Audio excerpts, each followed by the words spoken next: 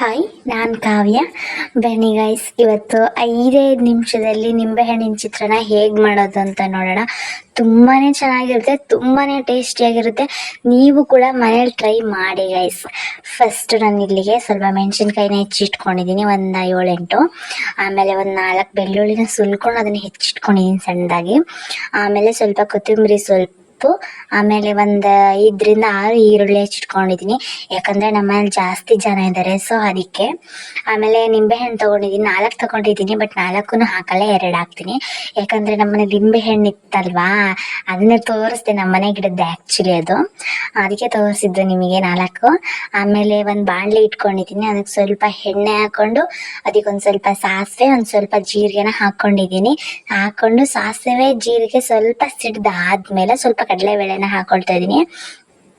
ಯಾಕಂದರೆ ಕಡಲೆಬೇಳೆನೂ ಸಾಸಿವೆ ಜೀರಿಗೆ ಎಲ್ಲದೂ ಚೆನ್ನಾಗಿ ಫ್ರೈ ಆಗಬೇಕು.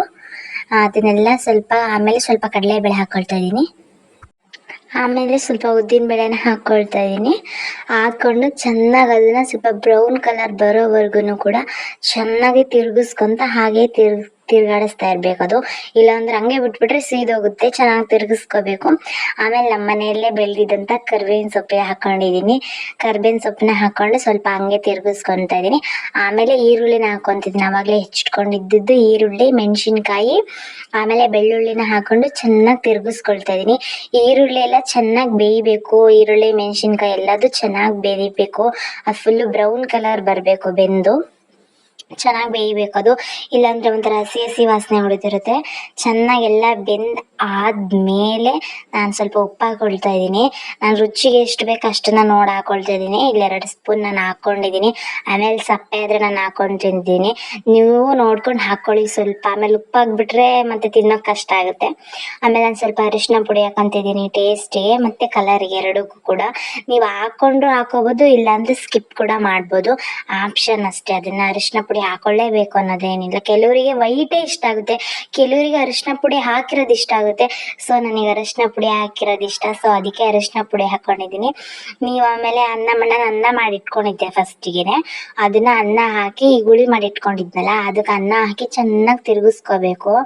ಹುಳಿ ಅನ್ನ ಎಲ್ಲದನ್ನು ಕೂಡ ಮಿಕ್ಸ್ ಆಗಬೇಕು, ಅಷ್ಟು ನೀಟಾಗಿ ಫುಲ್ಲು ನೀಟಾಗಿ ಎಲ್ಲದನ್ನು ತಿರುಗಿಸ್ಕೊಬೇಕು. ಸೊ ಆಮೇಲೆ ನಾನು ಆವಾಗಲೇ ನಿಂಬೆಹಣ್ಣನ್ನು ಕುಯ್ದು ಅದನ್ನು ರಸ ತೆಗ್ದಿಟ್ಟಿದ್ದೆ. 2 ನಿಂಬೆಹಣ್ಣು ಮಾತ್ರ ಹಾಕ್ಕೊಳ್ತಿದ್ದೀನಿ ನಾನು, ಜಾಸ್ತಿ ಆದರೆ ತುಂಬ ಹುಳಿ ಆಗುತ್ತೆ. ನಾನು ಈ ಥರ ಅನ್ನದ ಮೇಲೆ ಹಾಕ್ಕೊಳ್ಳೋದು, ನೀವು ಹಿಂಗೆ ಅನ್ನದ ಮೇಲೆ ಹಾಕ್ಕೊಳ್ಳಿ ಗೈಸ್. ಇಲ್ಲಾಂದರೆ ಹುಳಿಗೆ ಹಾಕ್ಬಿಟ್ರೆ ತುಂಬಾ ಹುಳಿ ಆಗಿಬಿಡುತ್ತೆ. ಈರುಳ್ಳಿ ಎಲ್ಲ ಹುಳಿ ಹಿಡಿದು ಬಿಡುತ್ತೆ, ತಿನ್ನೋಕ್ಕೆ ಆಗಲ್ಲ ಒಂಥರ. ಈ ಥರ ಅನ್ನದ ಮೇಲೆ ಹಾಕ್ಕೊಳ್ಳಿ, ತುಂಬಾ ಚೆನ್ನಾಗಿ ತುಂಬಾ ಟೇಸ್ಟಾಗಿರುತ್ತೆ ಗೈಸ್. ನೀವು ಕೂಡ ಮನೇಲಿ ಮಾಡಿ, ತುಂಬಾ ಚೆನ್ನಾಗಿರುತ್ತೆ. ಮಕ್ಕಳು ಟಿಫನಿಗೆ ಕೂಡ ಮಾಡಿಕೊಡಿ. ಆಮೇಲೆ ಫೈನಲ್ ಟಚ್ಚು ಕೊತ್ತಂಬರಿ ಸೊಪ್ಪು, ಆವಾಗಲೇ ನಾನು ಹೆಚ್ಚಿಟ್ಕೊಂಡಿದ್ನಲ್ಲ ಅದನ್ನು ಹಾಕ್ಕೊಂಡಿದ್ದೀನಿ. ಅಷ್ಟೇ ಗೈಸ್, 5 ನಿಮಿಷದಲ್ಲಿ ಬೇಗನೆ ಬೆಳಗ್ಗೆ ಬ್ರೇಕ್ಫಾಸ್ಟಿಗೆ ಮಾಡ್ಕೋಬೋದು ಗೈಸ್. ನೀವು ಮಕ್ಕಳಿಗೆ ಬಾಕ್ಸಿಗೆ ಕೂಡ ಎಲ್ಲ ಮಾಡ್ಕೊಡ್ಬೋದು. ತುಂಬಾ ಟೇಸ್ಟಿಯಾಗಿ ತುಂಬಾ ಚೆನ್ನಾಗಿರುತ್ತೆ ಚಿತ್ರಾನ್ನ. ನೀವು ಮನೇಲಿ ಮಾಡಿ. ನನ್ನ ವಿಡಿಯೋ ಫುಲ್ ನೋಡಿದ್ದಕ್ಕೆ ಥ್ಯಾಂಕ್ ಯು.